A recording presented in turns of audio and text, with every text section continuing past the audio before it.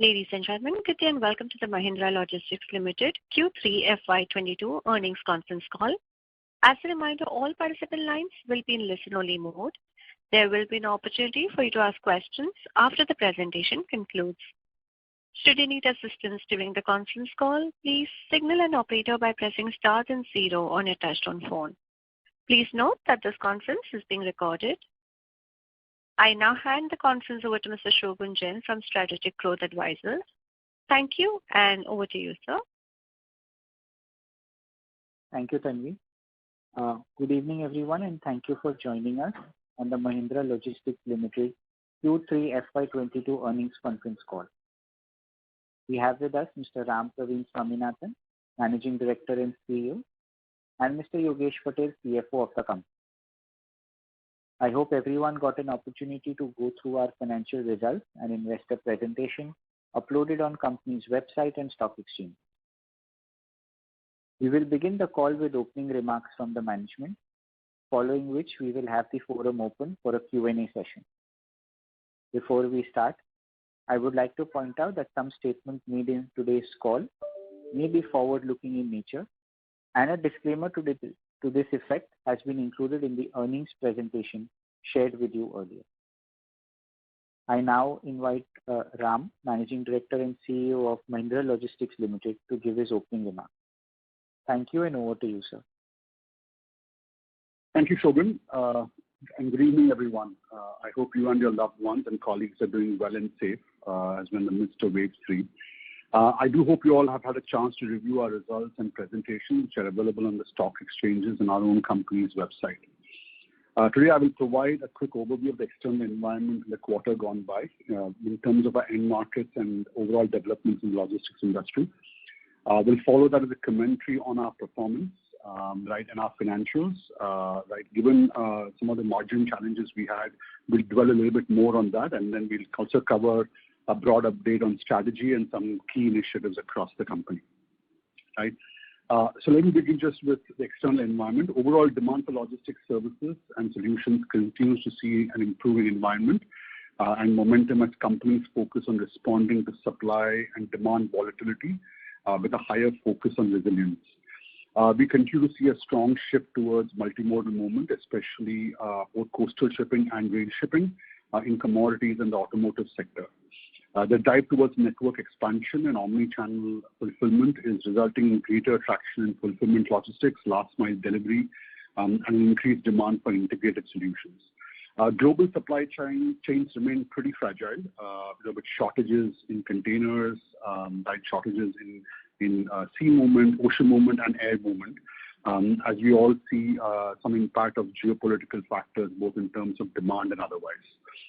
These factors have created a lot of pressure on our customers' operations as we try to manage a globally disaggregated supply chain in most industries. In these conditions, technology remains a key lever for driving increased efficiency and customer experience across the value chain. Now, looking at our specific markets and how they are performing, let me begin with automotive. As we saw in the quarter ending September 21, the semiconductor chip shortage continues to endure, and a structural improvement is likely to take place only in a few quarters from now. Several factors like OEM price hikes, high fuel prices have added to the issues of chip shortages, and demand has been subdued. During the quarter, while there was a strong growth in CV sales, these have in some cases been driven from inventory. Demand for domestic two-wheelers also remains subdued.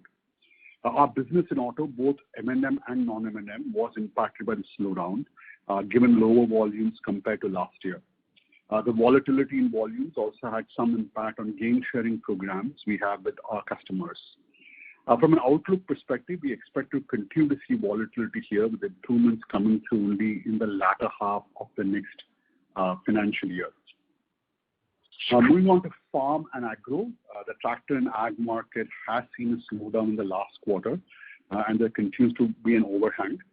Due to significant base effects and unseasonal rains, the domestic tractor sector has had a year-on-over-year decline. This was true for us also, with a volume drop, more precipitated in outbound movement due to lower sales, while our customers continue to manufacture tractors, given the upcoming season. E-commerce, which is the last quarter marked the most important seasonal peak for the e-commerce segment. Overall, festive demand was fairly moderate, and the impact was more pronounced for specific categories like electronics and large appliances. While October showed positive traction, November was marginal and December was pretty muted, owing to off-season sales for ACs, fans, and air coolers. While some categories like dishwashers, laptops, and microwaves continue to witness steady growth, the high base of last year is catching up in those categories as well. Metros and Tier 1 cities saw good demand in the peak, while rural demand was more subdued compared to last year. Multiple factors seem to have contributed to kind of a moderation of demand, including reopening of physical distribution systems and stores, wave 2 impact on consumer sentiment, and larger supply chain issues on large electronics due to the semiconductor problems and the whiplash which that has caused across the world. Moving on to consumer pharma, FMCG, and electronic durables, and so on. We saw positive momentum here. In addition, as I said earlier on, there was an opening up of markets, which I think has helped. That said, in addition to high base, rural demand was affected by inflation in Q3 22. Rising prices on farm inputs have been greater than those on output, having some effect on farmer earnings. We have seen growth in modern trade and e-commerce in these markets. Discretionary categories also saw significant growth, aided by improved mobility, increased footfall on premises, a larger number of social events, and of course, a seasonal uptick in wedding demand. Our own volume showed moderate growth here, driven by these factors, with more volumes really coming in the first mile and the mid mile. This was also the first full quarter of the Bajaj project in steady state form. And despite these external factors, we saw a strong revenue growth flow through coming on account of Bajaj in addition to the rest of our accounts. Moving on to enterprise mobility, due to the continuation of work from home policies and additional restrictions imposed by state governments, the enterprise mobility segment, especially the BFSI based customers, that they remain pretty subdued in terms of demand. We have been able to repivot demand towards other segments like e-commerce, and other managed services markets. We expect enterprise mobility to remain under pressure, but we made a conscious effort, as I said, to broaden the customer portfolio, and that has shown good traction in the quarter gone by. Lastly, let me comment a bit on international freight forwarding, or our freight forwarding subsidiary. Global supply chains remain pretty overheated, as I mentioned earlier, with shortages of containers and liner capacity issues. Due to these factors, there is shortage-led inflation in pricing across the board in air and ocean products. The recovery in exports is aiding a broader growth pattern with an uptick across all categories. Imports pressure remained due to the global supply chain issues, which we talked about earlier. Overall, the segment is benefiting from a positive pricing environment, though margins do remain under pressure. We continue to show strong growth here, and our focus here remains to diversify our offering base and balance the right trade lanes and work with the right enterprise customers. Now, moving on to the operational end of the business, despite some of the challenges from a demand perspective, we continue to see positive traction from a revenue perspective in almost all our segments. The auto business was, of course, impacted along with the farm segment. Given the broader macros there has been a resultant drop in revenue from customers, including M&M. In e-commerce, consumer, freight forwarding, all these segments had strong revenue growth. We continue to obviously continue to demonstrate quarter-on-quarter traction in these segments. Overall revenue in these segments grew by 24% on the SCM side, across the board, and we did have an unfavorable impact on the non-M&M auto piece, as I mentioned earlier. Our warehousing and solutions revenue grew by upwards of 37%, driven by continued focus in this space, despite some of the demand challenges we spoke about. We have won several new accounts during the quarter, including a large distribution fulfillment operation for a big FMCG company in Western India, distribution fulfillment in Eastern India for a leading garment manufacturer, inbound to manufacturing and distribution for an EV two-wheeler OEM. And we are expanding in the retail space with a multi-brand, with one of India's largest multi-brand retail chains. These projects will go live in the coming months and continue to underline us. Hi, good evening. This is Sumit Kishore from Axis. Thanks for the opportunity. My first question is, warehousing and solutions business grew almost 35% year on year. Even the non-auto business saw 24% growth. Just want to understand, how should we look at the scope for operating leverage-led margin improvement in your business model? And on a relative basis, would the margin pressures have been higher in, say, transportation, which saw a slight dip, and in the auto business, which saw a 6% decline? Yeah. Sumit, do you just have one question? If you have another one, you can probably answer. Yeah. The second question is, while you have touched upon it, but we've seen the COVID impact spill over into this quarter. In fact, it was more severe. So would the seasonal manpower costs that you talked about be something to be worried about in the fourth quarter as well? Could you also elaborate on the startup costs for new projects that have driven margin pressure? And basically, one tries to disaggregate this 110 basis point of gross margin dip in SCM. How much is really in the more prominent one? Is it freight cost? Is it the startup cost or the seasonal manpower cost? Or is it just spread over all these factors? So many can answer that, and I think in some ways all those questions are related. So with that, I can give you one answer which covers it all, right? So first of all, I think if you look at the concept of operating leverage, typically what happens, I think we mentioned earlier, we sign most of our solutions and warehousing-based services contracts with a minimum guaranteed volume, and there is a volume flow through which typically works still, right? And as we gain more volume, we obviously see greater leverage on earnings because that volume essentially absorbs all the operating costs, right? Or most of the costs in terms of facilities, something which is more fixed in nature. So obviously this quarter, we have been building larger facilities as we look at further growth and further volume flow through our facilities. But this quarter, obviously, volume turned out to be lesser than what we expected, and it was at the bottom end of that band. Because it was the bottom end of that band, Sumit, we obviously were not able to get the kind of returns we would typically generate. Right? While revenue was overall incrementally, I think, favorable and showed traction, it was clearly lower than what we were expecting, right? We had set up our operations for higher levels. So revenue did come at a lower level of the band, and the way we've designed and put up many of these fulfillment centers and distribution centers was obviously take more volume throughput, right? And therefore we saw that impact coming in, in spend measure, right? In terms of manpower costs, I think manpower costs were really two parts to the manpower cost, and I think that will answer partially your other question as well. So part of it was the inflation in manpower costs, which we largely saw in some regions like the south, right? As post wave 2, we didn't see migrant workforce coming back, and therefore we had to have significant shortages, right? And that created inflation in costs. The second thing obviously was that volume tailed off pretty quickly. We typically, in line with our corporate philosophy, your timestamp, temporary workforce contracts for minimum durations of time. But volume tailed off much faster, and therefore we had standard manpower capacity for periods of time. Now, while we obviously hired a large number of people during the peak, right? I mean, this year we went up to nearly 14,000 people, Sumit.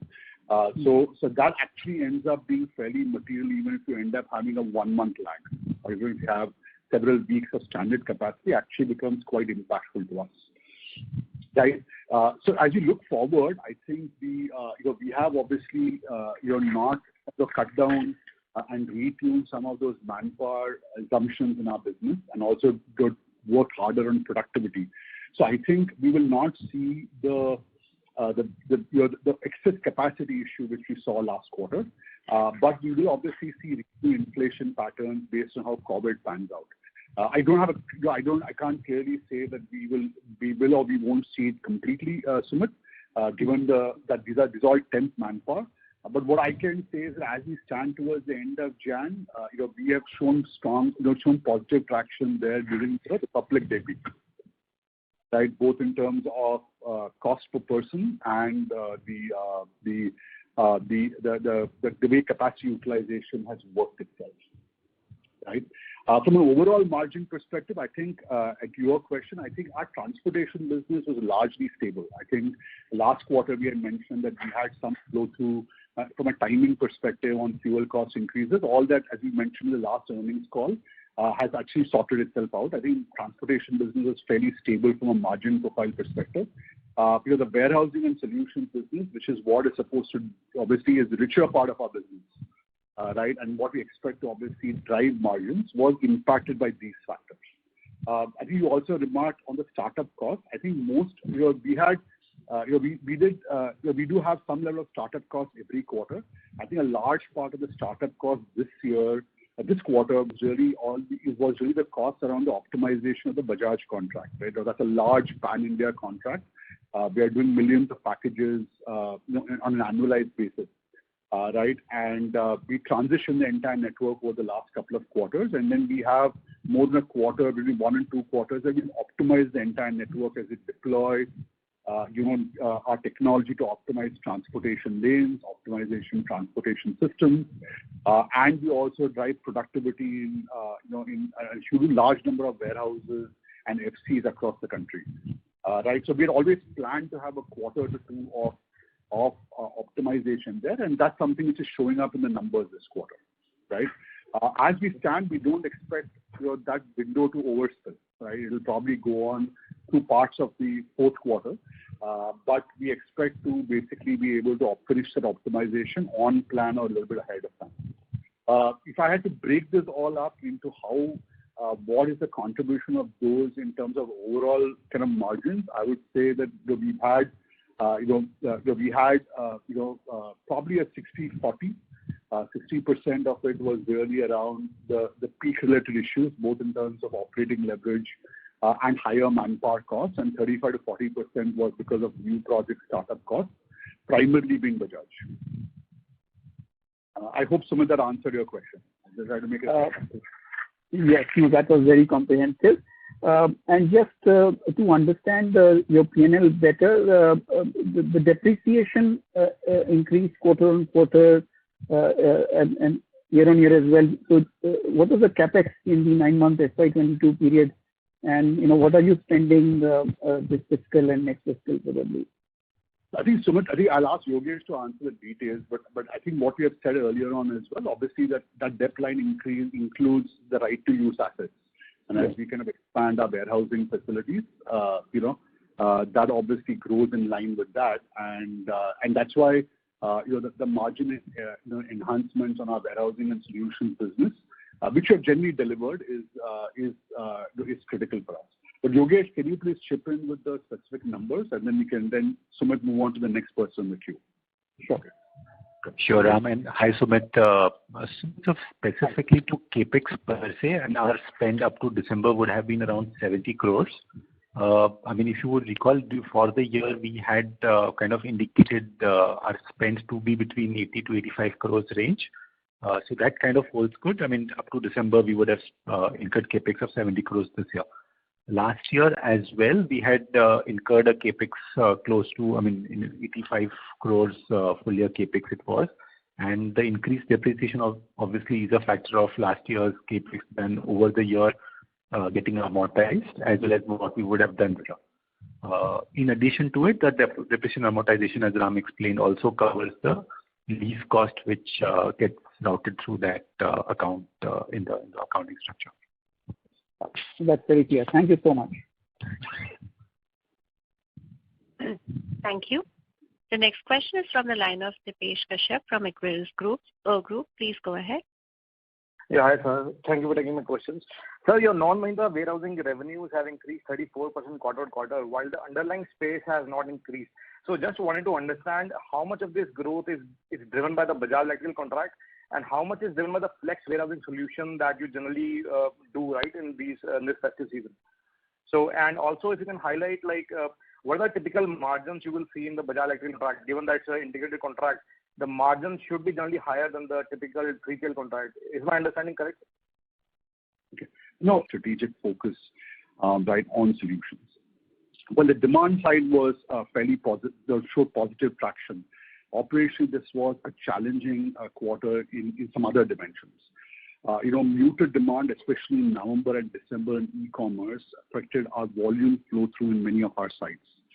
This has impacted our operational efficiency and the leverage we typically gain in earnings from the same. From a medium-term perspective, this additional capacity should see volume recovery. The peak was also characterized by challenges in terms of manpower availability and cost challenges in several markets and manpower due to COVID and other factors. Combined with a sharp drop in volumes, there was a significant resultant additional manpower during the quarter. And while we did reduce the manpower through the quarter, this did result in additional manpower costs. We have taken effort to address this, but there was a period impact of the same. On the Bajaj account, we have now completed the transition of the account, and we now have deployed a technology-driven supply model across the entire customer base. As we had pointed out earlier, that once we complete, there will be a period of optimization of the supply chain. The way the contract, right, and the contract is structured, post-transition, we have a significant optimization which we have to do across the supply chain. And during this period, we typically have higher costs, which we saw obviously in the quarter just gone by. In addition, we also saw an impact as optimization was delayed due to multiple factors, including local disruptions and demand patterns which our customer had. But we are now focused on accelerating the same, and we expect that the optimization which was required was scheduled to take 3 to 6 months will be done on time. In addition to lower volumes from auto and farm, we did see higher volatility, and as I mentioned earlier, this resulted in lower gain sharing on some contracts. Though marginally, we had some impact of these factors. The above factors did obviously put significant resulted in significant margin pressure during the quarter due to cost escalations. We have remained focused on both short-term and medium-term actions around the same, and we do believe that from a broader term perspective, the capacity and the focus we are putting right will drive appropriate leverage for us, given that we are now seeing strong volume movement on a quarter-on-quarter basis. In addition to that, I also want to share some other operational highlights for the quarter. During the quarter, we announced, of course, the Luhari warehousing operation, which totally is 1.4 million square feet, and is India's largest warehousing facility in a single location among any 3PLs. The first 500,000 square feet is already operational, while the other 2 warehouses are now under construction. And we expect Q4 F22 and Q2 F23 delivery for each of those blocks. The new facilities will play a pivotal role in our long-term vision of creating a pan-India network of multi-client facilities, which will manage the fulfillment and distribution of our clients' operations.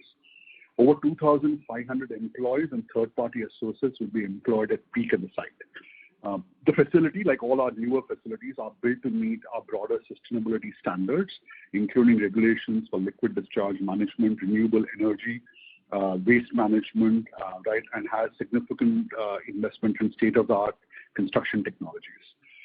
We've been pleased to actually have the partnership with Logos to help us deliver this site.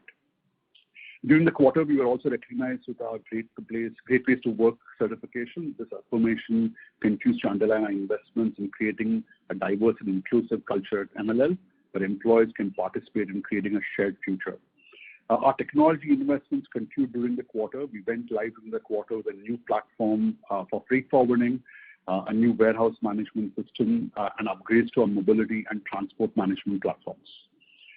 During the quarter, EDEL successfully completed 1 year of operation. During this period, we have operated now nearly 5 million clean kilometers across 14 cities in India. With a fleet which is slowly progressing to 700 vehicles in uptime of over 90%, we are well positioned to provide customers last mile delivery solutions. We have in the past announced partnerships with Flipkart and Amazon to help work with them on expanding EV-based services, and we continue to expand those relationships. In November, we also announced the acquisition of Meru by MLL, a collection of 4 companies. With this mission, we will add airport ride-handling and on-call services to our enterprise mobility services offerings. Meru and Allied's combined expertise will allow us to offer better B2B and B2C services, and gain better share of wallet with our enterprise customers, while delivering on a broader promise of safety, customer satisfaction, and long-term sustainability. As part of that transaction, we also will be adding 250 EVs to our fleet. We expect and we are continuing to obviously see a significant recovery in the airport business across the board. But we also expect synergies to come in as we integrate the enterprise end of both the businesses, which will drive better asset utilization, greater supplier cost leverage, and improved cost management within our business. Our integration teams will launch those synergy initiatives post-closing of the transaction. Now, let me share the financial performance of the quarter ended 31st December 2021. Revenue for Q3 2022, sorry. Revenue for Q3 FY22 increased by 7% to 1,118 crores as compared to the same quarter in the last year. Gross margin for Q3 FY22 stood at 8.9% compared to 9.9% in the prior year's corresponding quarter. EBITDA for the quarter stood at rupees 50 crores compared to 55 crores last year. And as a result of that, PBT was down 71% from rupees 25 crores to rupees 7 crores, and PAT was down by 72% from rupees 5 crores in the quarter. PAT margin stood at 0.5%. Proportion of revenue from the Mahindra Group now comprised 44% in Q3 FY22 compared to 48% last year. If I look at segment performance, revenue from the supply chain management segment increased by 6% to rupees 1,075 crores. The enterprise mobility segment underlined the uptick in revenues and growth there. Overall revenue there was up 16% to rupees 43 crores. Revenue from supply chain management contributed 96%, and the mobility business comprised 4% of our total revenues. Our non-M&M HCM business grew from 501 crores to 590 crores, an overall growth of 18%. Underlying that, of course, we did have a decline in the auto business, but offset by a 24% overall growth in e-commerce, consumer, and other businesses. Our warehousing and value-added services for the non-M&M HCM business grew from rupees 164 crores in Q3 FY21 to rupees 225 crores in the current quarter, registering a growth of 37%.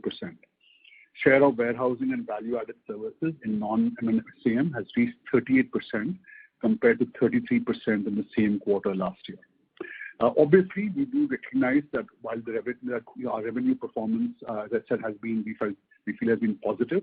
We continue to see traction there, and the revenue profile also lines up to our broader solutions. During the quarter, we obviously did see margin impacts due to the factors we outlined earlier. As we reposition the core 3PL business towards integrated solutions, we have seen lower volumes in this quarter than what we had set up the quarter for.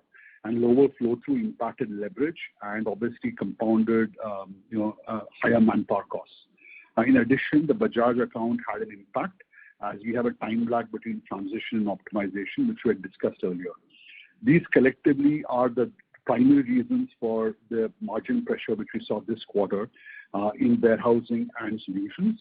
Our transportation margins have remained consistent, which includes the business from M&M.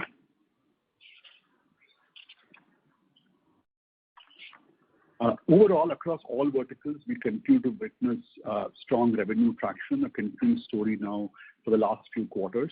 We remain upbeat on the new opportunities that we have embarked on with some of the recent client acquisitions, and obviously are very focused on driving the efficiency in our operations to be able to drive earnings back to our historical trend line. With that, I thank you for your attention and will open up the floor to questions.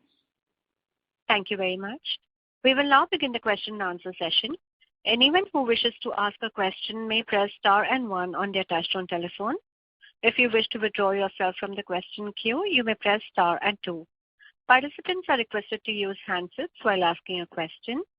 Ladies and gentlemen, we will wait for a moment while the question queue assembles.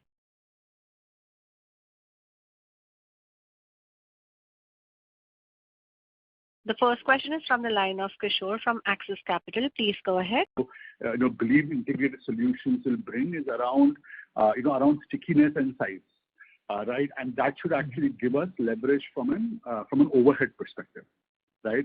So the way we look at a business is we have gross margins which are, I would leave this quarter aside, right? Just leaving this quarter aside, but broadly we'd expect that the margin profile would be slightly on solutions would be slightly better than what we have done in the past, and the volume growth which we get through that, should be able to actually start leveling off on our overheads. I think even this quarter, and Yogesh can say specifically, but even this quarter, I think our overheads, you've seen our overheads only grown by 3%, right, on that revenue and volume growth, right, and we continue, and it's now probably at 4.6% or so of sales. So as that volume growth comes in, we'll be able to accelerate the leverage on that line as well. Right.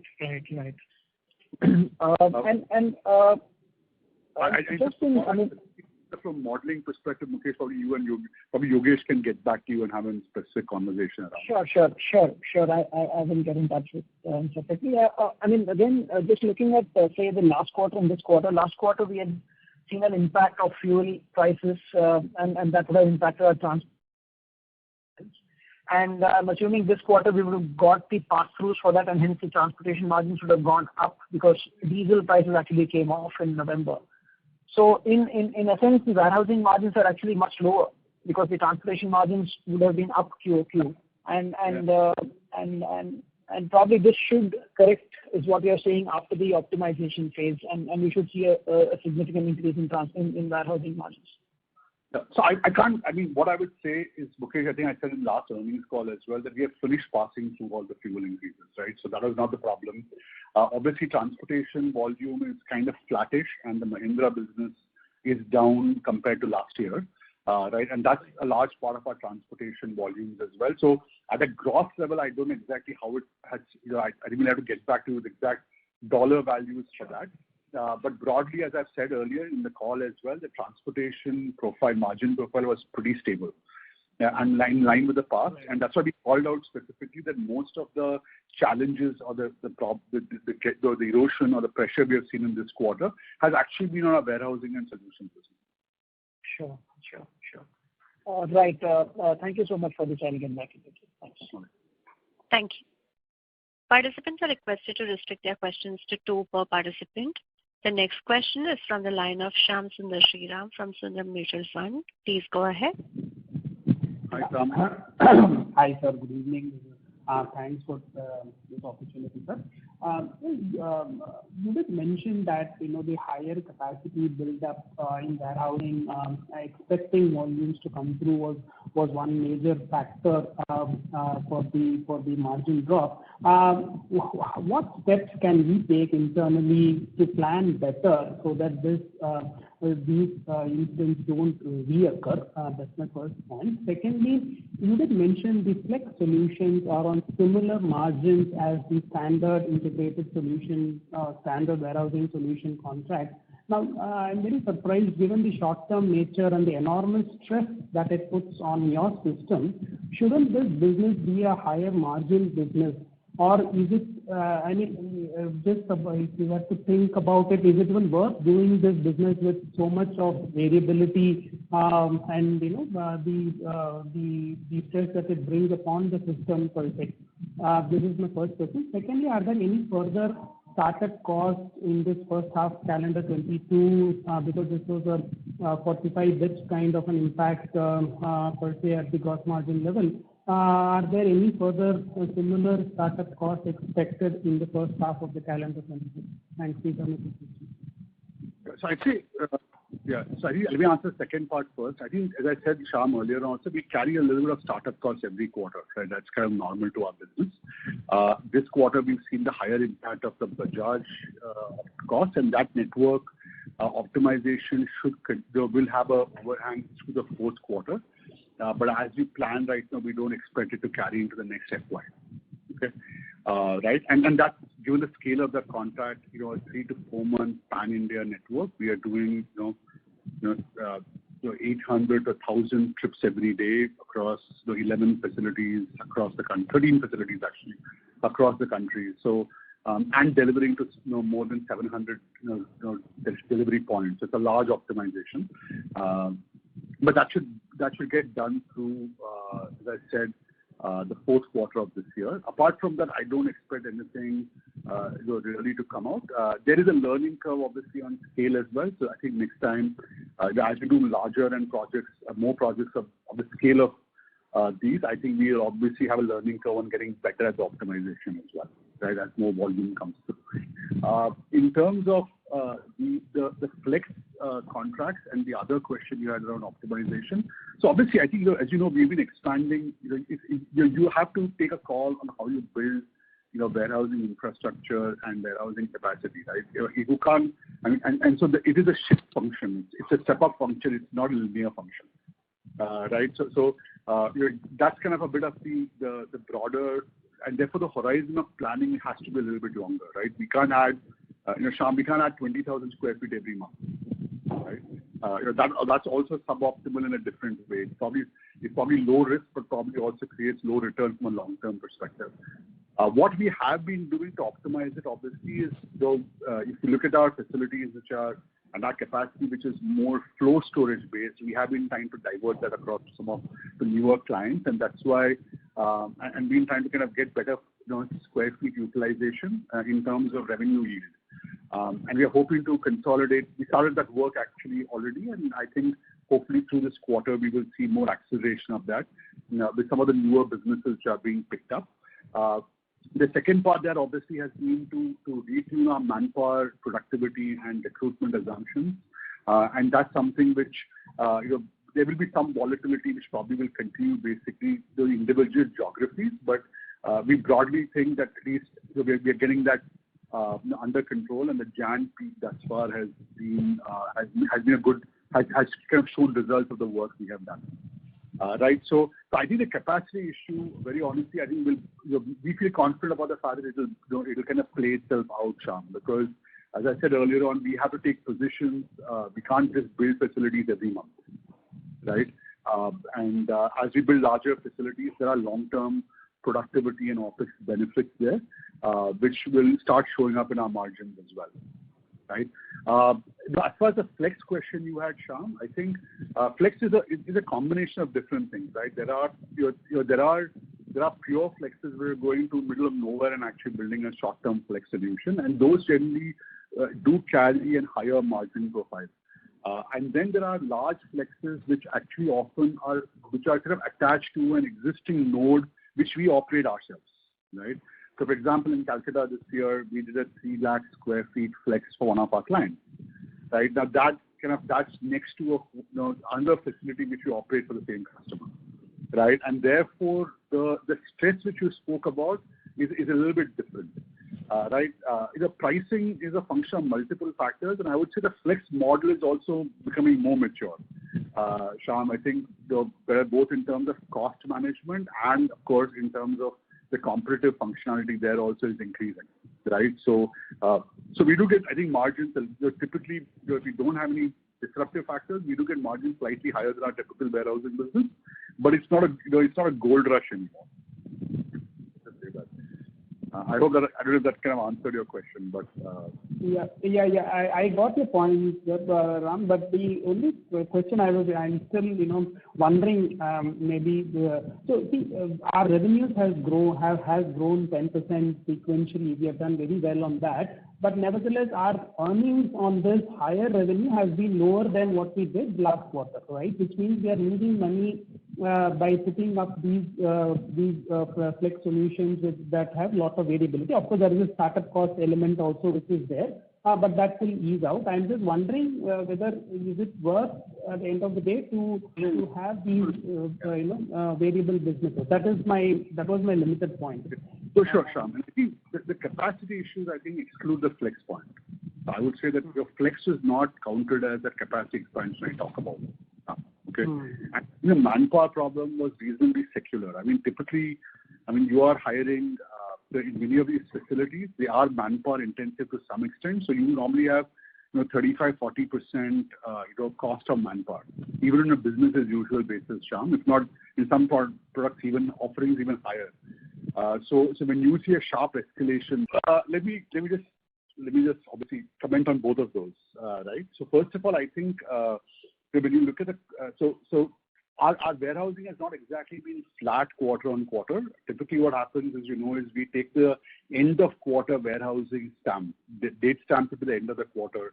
And therefore, obviously, all the warehousing came through by September 30th, but it was not necessarily operational fully during July to September. Got okay. It. So obviously that's something, it isn't all kind of sort of kill switch. So where effective warehousing, utilized warehousing space did go up during the quarter because of the time stamping of that. Now, to a broader question, in that 225 crores, jump, which was a 37% jump, how much of that was because of other normal BAU business, not just Bajaj, business as usual volume, versus what was it specifically because of the flex accounts? I would say probably 70-30. Right, 70% of that growth has been our underlying volume growth from a BAU perspective, and 30% of it would have probably 25% odd of it would have been because of flex, right? And obviously we were hoping it could have been even higher, to be honest, because of the commentary I made. As you have seen the commentary I made earlier, volumes did come in short of what we had planned for. Right. So I hope that answers the question. I think Yogesh, anything you would like to add there? No, that's correct. It's about that 30-70 split.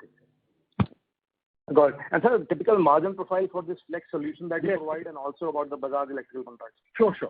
I'm sorry I missed that question. So I think flex is a function of multiple factors, but obviously our margins, if the volumes do come in as we plan, the margins tend to be in line with our general warehousing contracts. Right. What we generally do is on the back of that flex, we normally also end up picking up transportation business, and so it's kind of the integrated benefit does come in. On the Bajaj account, I think what we have, your Bajaj account, like all our integrated solutions businesses, is a blend of warehousing and transportation, right? At peak, we expect to earn margins which are in line or slightly north of our average profiles, right? Obviously, that is a curve, right? So the way that kind of an account, or even for really larger projects happen, is you start off and then you have a dip, right? And you have a carrying cost till you optimize the supply chain, and then you actually start margins kicking in. Peak margins obviously tend to be higher than the average, right? And therefore, at that point, we should see higher than typical warehousing and solutions margins, right? Got it. Yeah. So second question is, I just wanted to understand your thought process on the acquisition strategy. Recently, you acquired Meru Cabs from your group company, right? So now going forward, will we wait for 1 year or so, or we are still looking at acquisitions? And what are capabilities you want to add going forward when you look at an acquisition pipeline? If you can just touch that. Oh, great question. So first thing I would say is that our acquisition strategy has two parts. First of all, I think we don't really look at acquiring order books or revenue books, right? I think what's really important for us is to acquire capability. And for us, the capability part of it largely is around technology capital and people capital, right? So that's also one overarching thing, which I've said this before as well, but I just reiterate it for purposes of reaffirmation. The second part is our inorganic strategy from a cap table perspective is not tuned towards any specific, is not biased towards mobility or towards supply chain. We continue to look at opportunities in both of them, right? Actively, given the strategy of each of those segments, right? On the supply chain side, I think where where we are looking at, how accelerating through inorganics is on, I think, really three parts. Obviously, we have talked about freight forwarding earlier. It's a business which, at the services end, it's a business which we feel positive about. And it's something which we are looking at, we continue to look at the right opportunity there. The second one is around last mile delivery expansion. That's an area where, as we see more traction from our clients around integrated fulfillment, we have largely been a first mile and mid mile company on fulfillment logistics.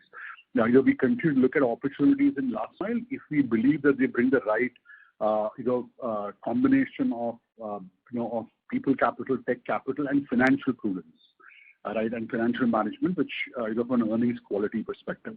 The third area, of course, is technology. Right, we have continued to make investments in technology. A lot of that has been in our, as I've said earlier, a cloud-based suite of integrated solutions for different service lines. But we continue to look at possibilities there, either for partnerships, right, or acquisitions. We have largely been using a partnership model till now. Right, and as far as the mobility side is concerned, as I think we are keen on primarily focusing on the enterprise segment, and the core strategy for the mobility business remains about doing two things: expanding services to enterprise customers so we can gain more share of wallet, and leveraging that share of wallet to drive supply optimization at the back end, both in terms of ICE and EVs. Right, so the Meru acquisition was really a fit in that sense. 35 to 40% of the business is purely enterprise transport management services, which is what Allied does. So that's a straight synergy fit. And then it also provides other services like Concall, etc., which allows us to get a higher share of wallet with our enterprise customers. We believe there are some strong opportunities from a supply synergy perspective. Those will probably be more visible once the market recovers fully. But intrinsically, we believe there are strong opportunities to drive tech-driven, supply chain optimization, where we can use the same vehicles, let's say, for multiple services, and therefore utilize it for more kilometers in a month, and therefore drive better margin realization. So thank you and all the best. Thank you. Yeah. Thank you. The next question is from the line of Mukesh Saraf from Spark Capital. Please go ahead. Hi, Mukesh. Good evening, and hi, Ram. Just wanted to, one of the comments you just made was that on the integrated business, the margins would probably be similar to the company average or probably slightly north of that.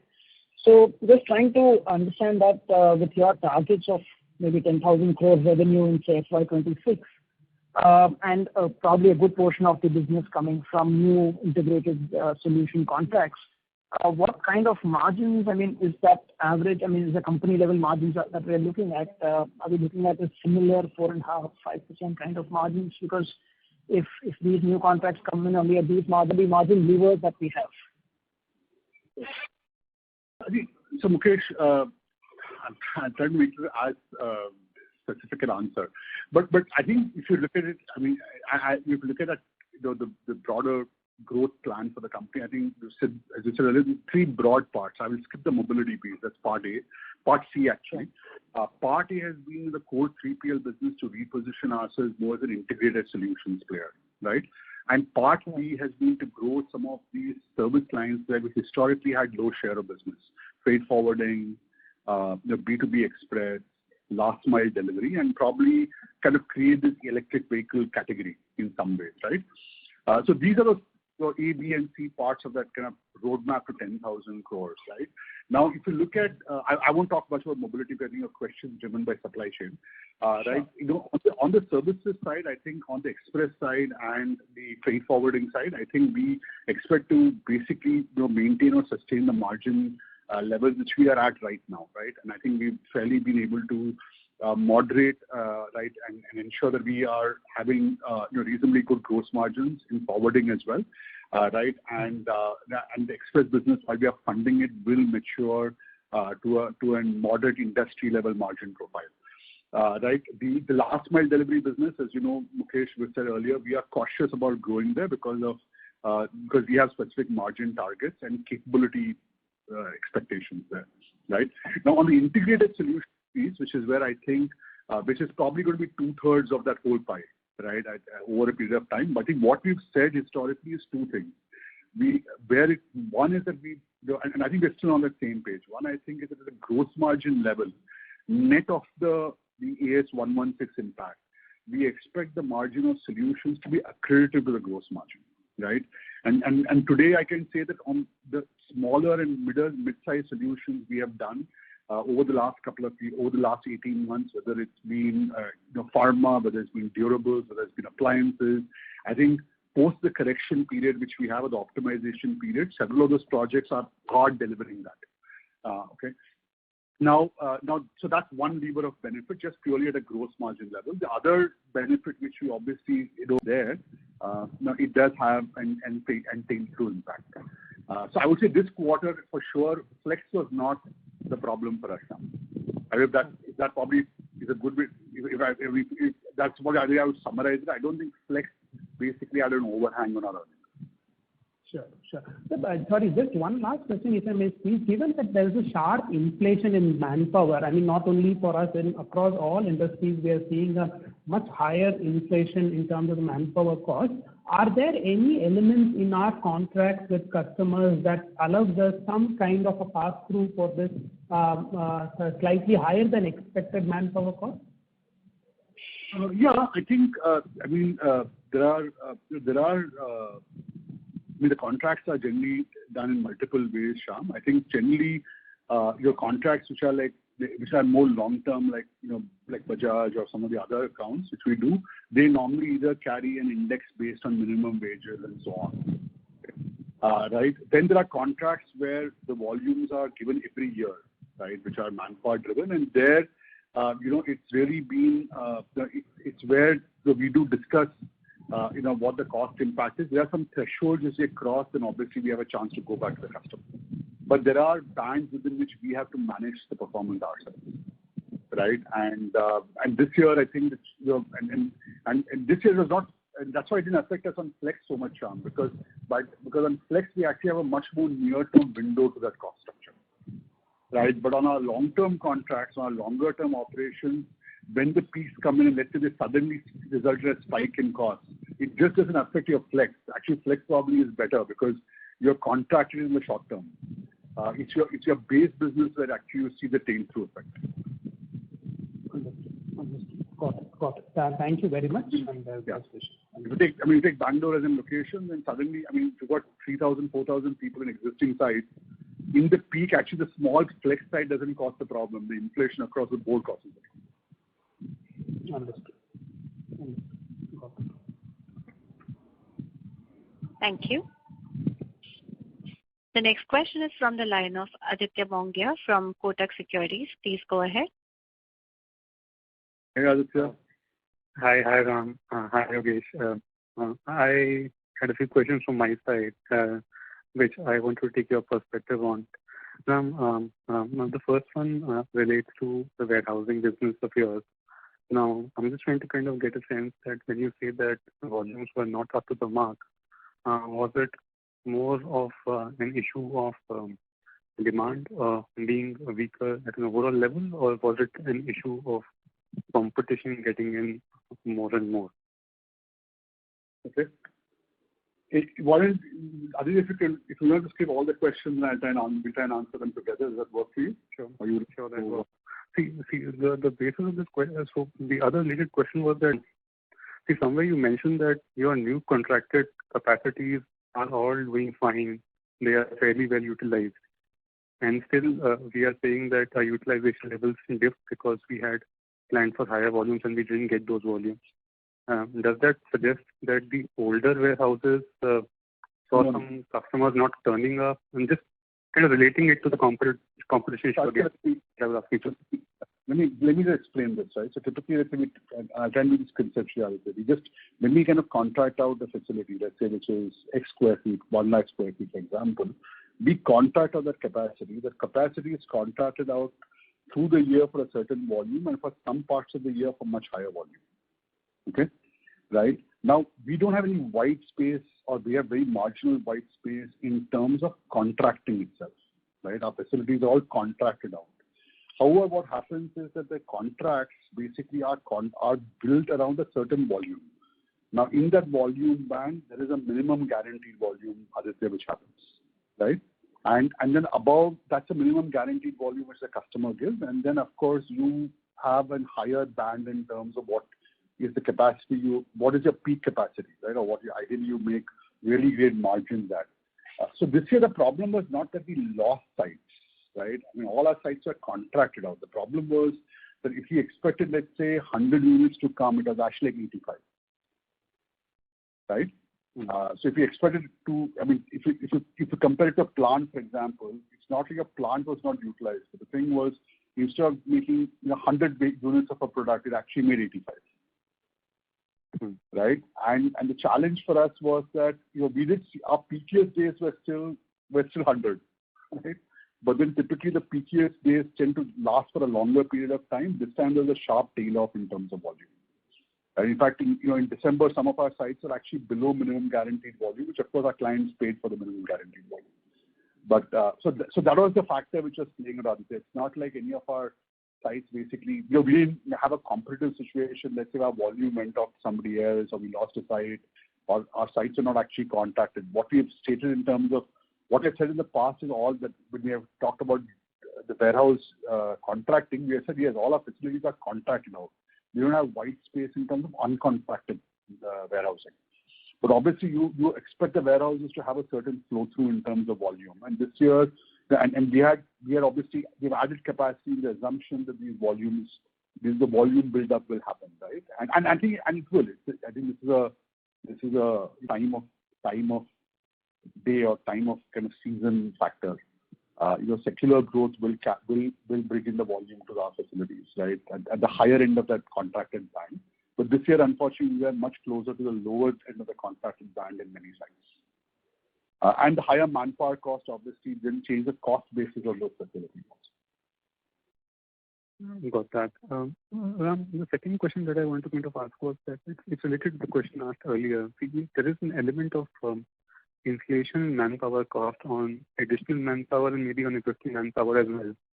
And our contracts are structured in a manner wherein we cannot pass them through fully.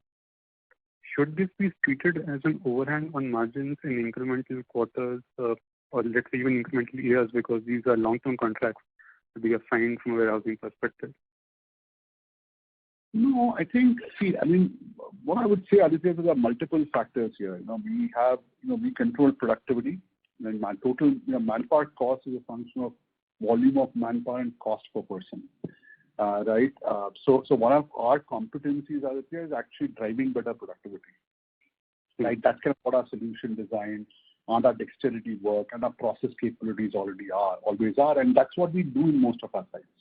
Yeah, even this year, I think the manpower inflation was specific to some locations, right? I think I mentioned earlier in my comments, we did see a specifically larger problem in the south, for example, which is where we do have thresholds which are contracted out as well. But in the south, we saw in a couple of locations where we saw a large spike.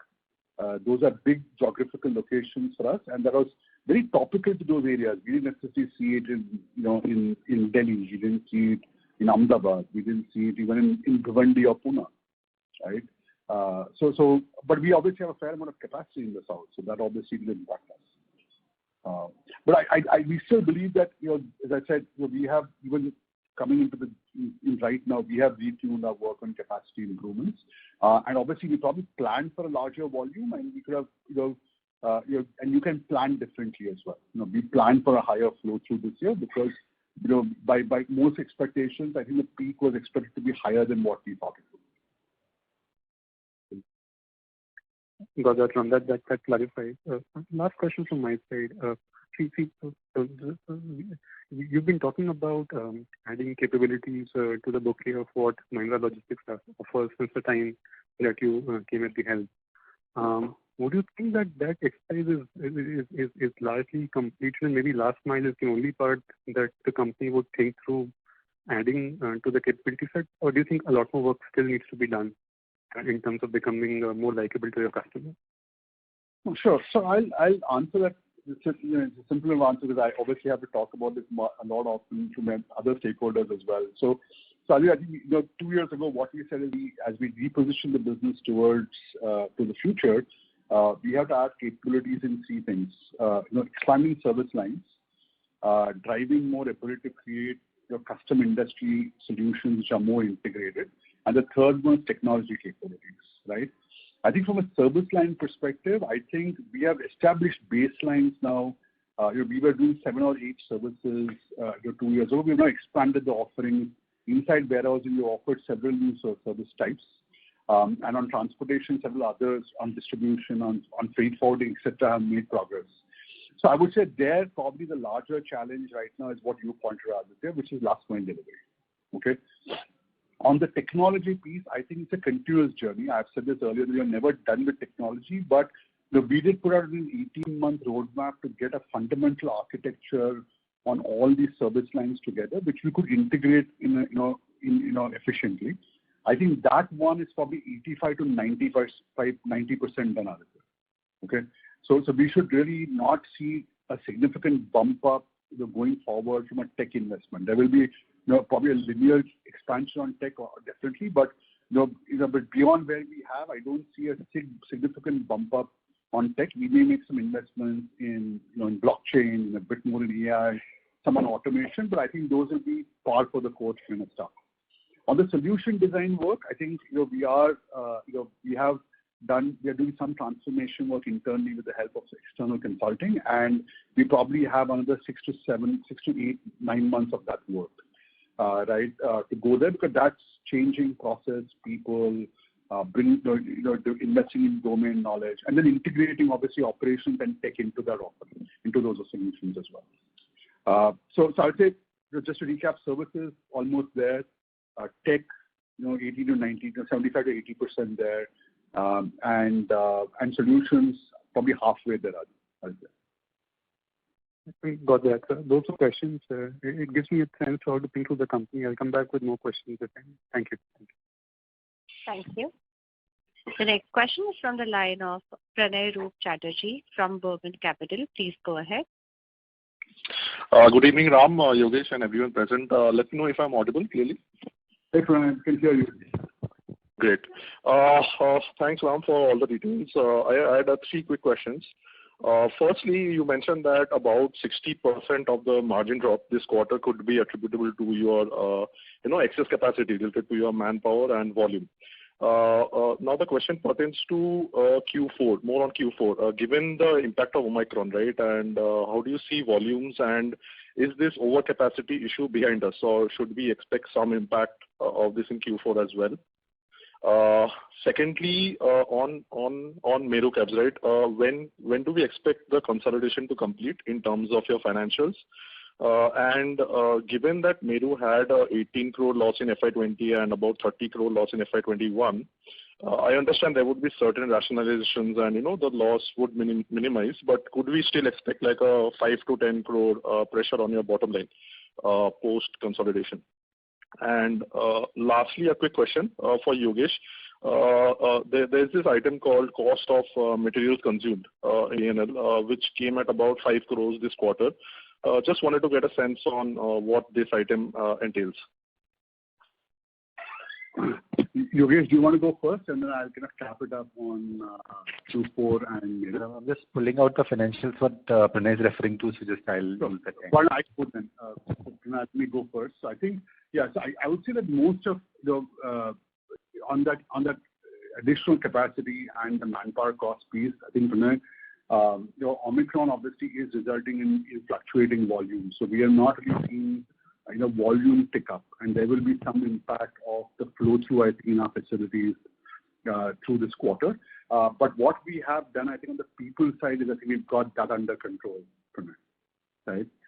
So that's been something which we moved quickly on. We do have productivity and process standards internally. So I remarked earlier as well, we just kind of going through the Jan peak, as you've seen, as you generally know, I think most e-com customers and others actually have a peak in Jan, and obviously things like fans and coolers also start moving at a period.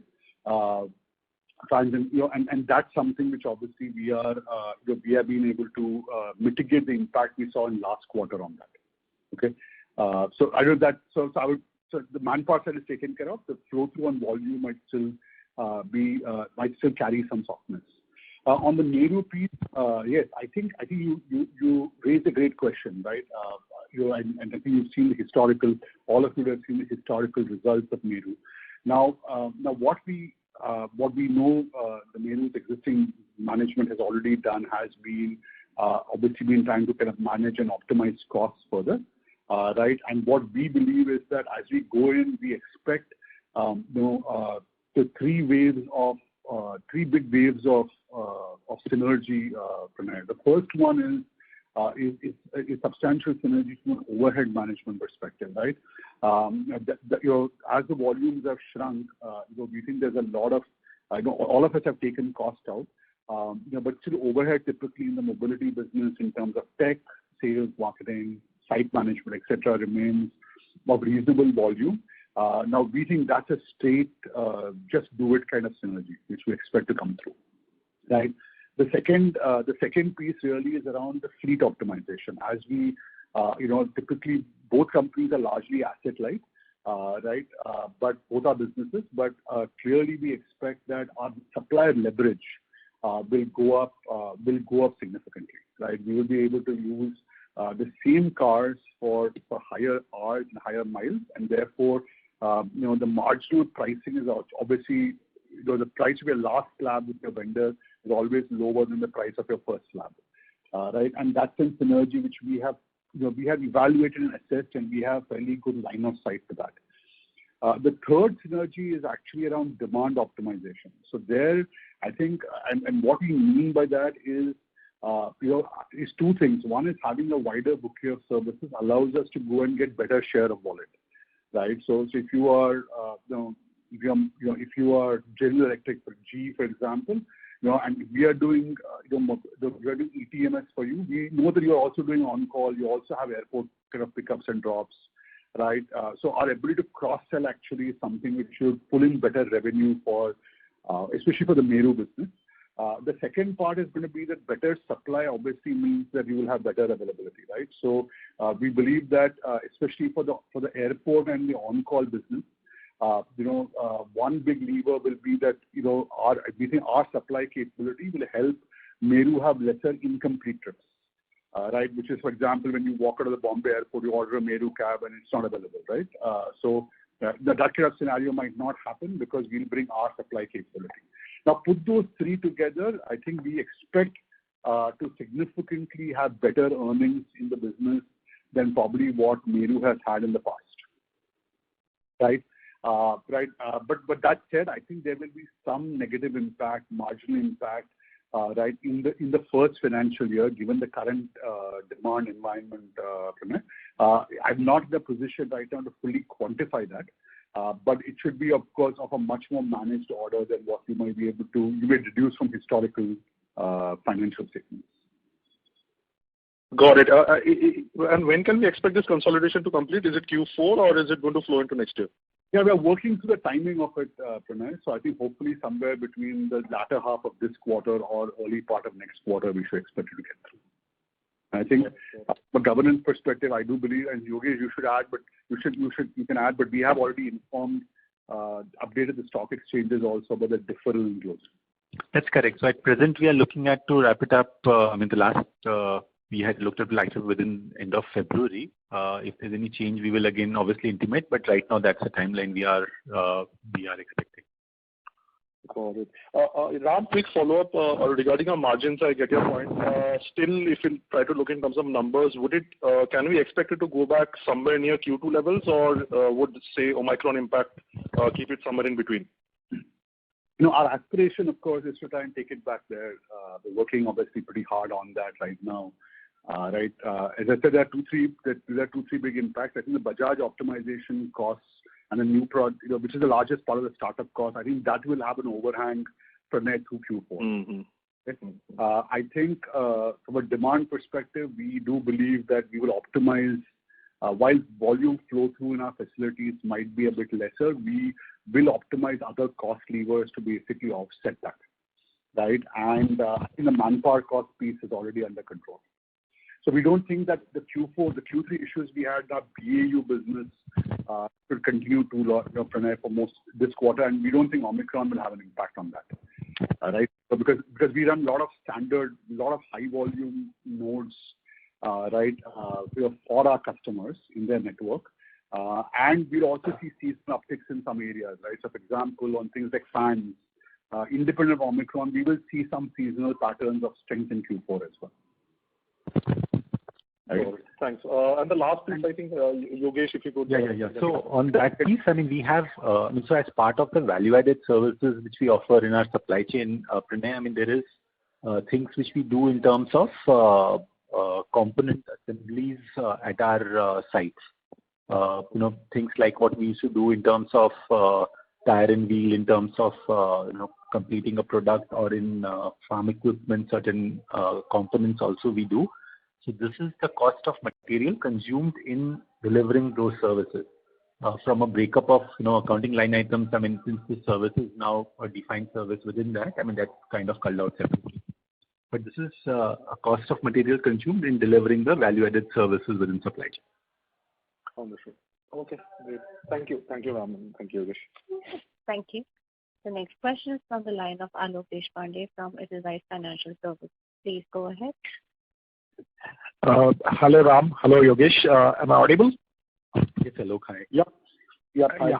Hi. Two questions from my side. First question is on margins. I just wanted to sort of understand the margin mix better across transportation and warehousing, because if I were to compare the margin profile for the company, which was roughly 8-10 quarters back, and I'm talking about somewhere around mid FY20, when this was before COVID, we were at about 4.5, 4.7. Now, given the fact that warehousing has become nearly 25% of the overall revenue from 15% 2 years back, despite the startup cost of these new projects, I'm just not able to sort of put this together that why should the margins be lower than the levels that we were at nearly 8-10 quarters back, when the warehousing piece was only 15% of the total. That is question number one. And my question number two is, Ram, you spoke also about the volume shortfall this quarter, where the volumes were at the lower end. Now, in these kind of contracts, wouldn't the fact that these are variable volume contract or variable price contracts, wouldn't that sort of better pricing make up for the fact that if in a quarter there is lower volumes, still the margins are quite decent? I just wanted to understand this conceptually better. Sure. So let me then answer the second one first, and then I think we'll dial back and I'll let Yogesh pull out some of the data, which I'm sure he may need to pull out as well to answer the first part. Right. But so the second part, so if you really look at the way the contract is done, we do. So let's assume our site is contracted for 100 units a month. We will only carry a minimum guaranteed volume of 70, right? 75, right?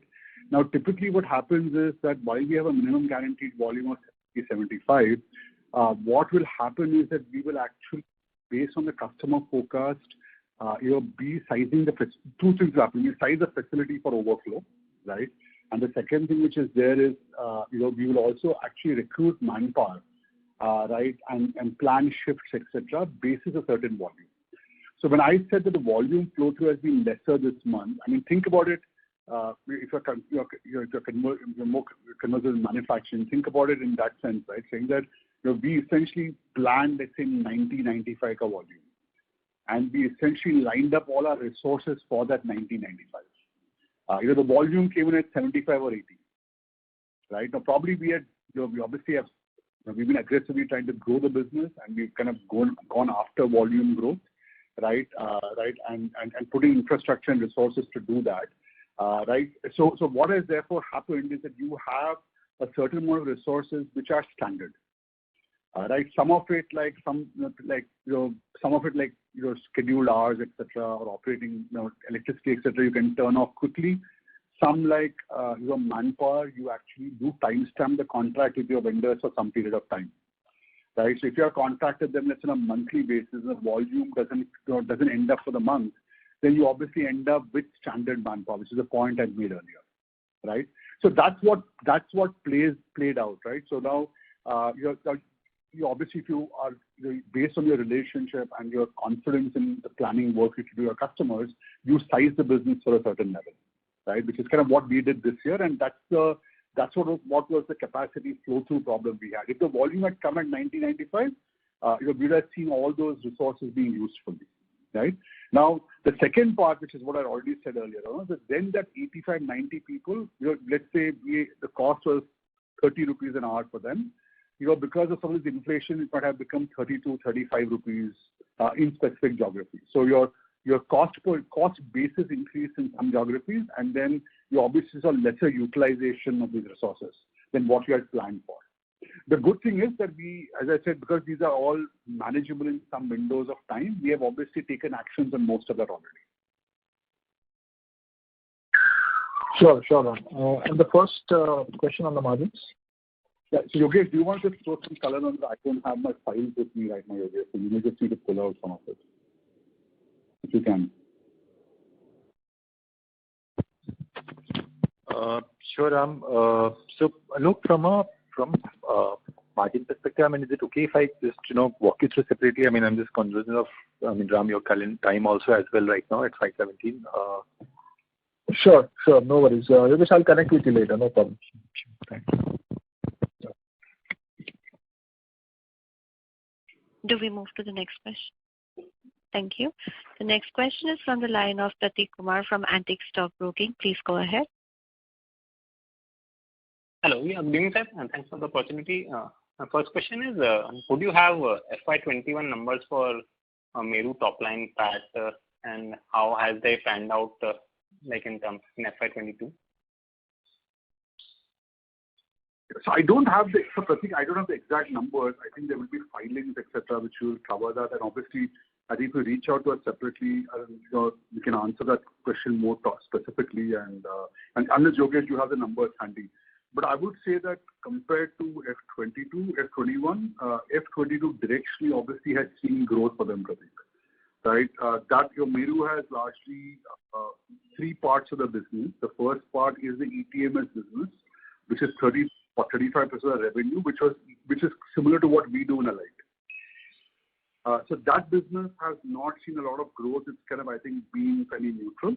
But the airport business, which had come down a lot because of the pandemic, as before Omicron, at least, as the volume had started coming back, they had actually started showing some positive momentum on the airport side. So overall, I think revenue was trending positively, directionally for the business, right?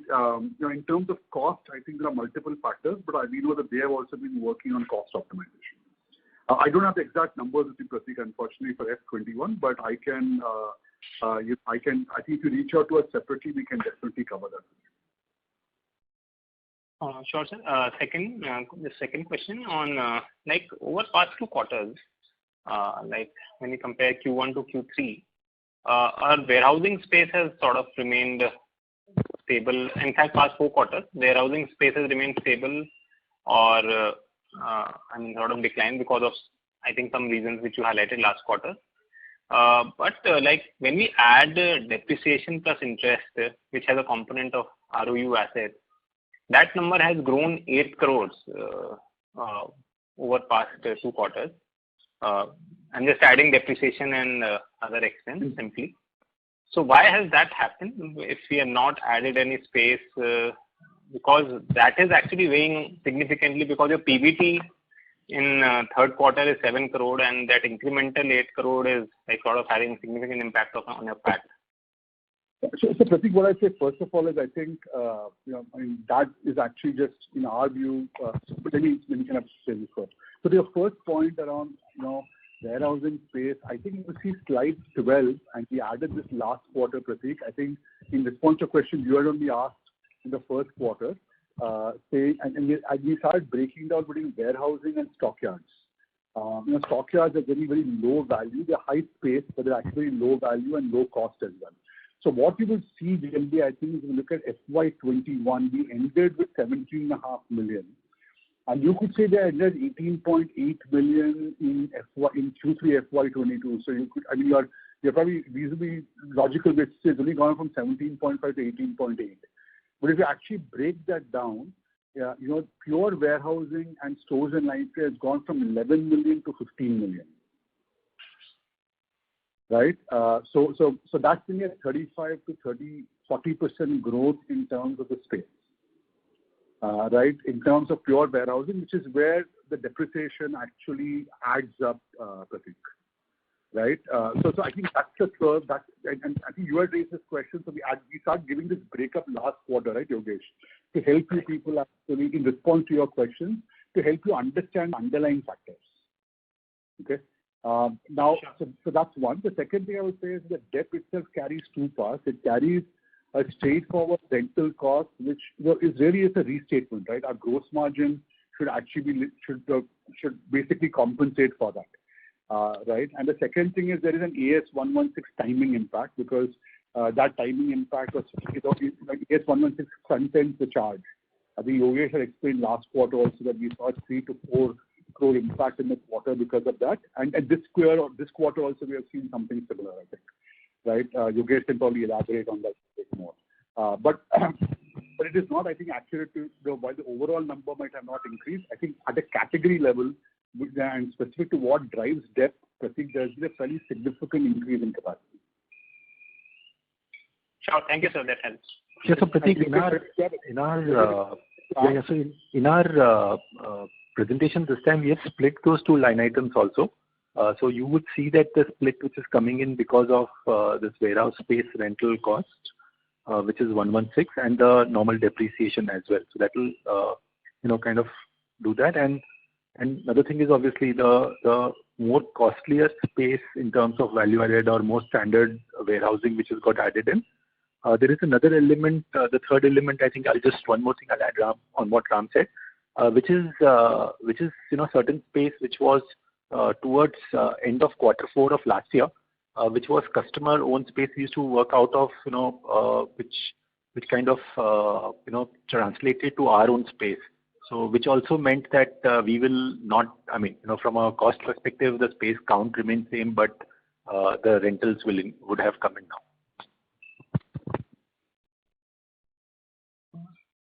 Sure. Thank you, sir. That helps. Thank you. In interest of time, this was the last question. I hand the conference over to management for closing comments. Okay. Thank you all for joining us today. I hope we've been able to answer all your questions satisfactorily. If there are any other queries or questions, you may reach out to us, right, and our investor relations team, right, at MLL and SG, our investor relations advisors. Thank you once again for your interest in the company, and thank you for taking the time to join the call today. Thank you. On behalf of Mahindra Logistics Limited, that concludes this conference. Thank you for joining us, and you may now disconnect your lines.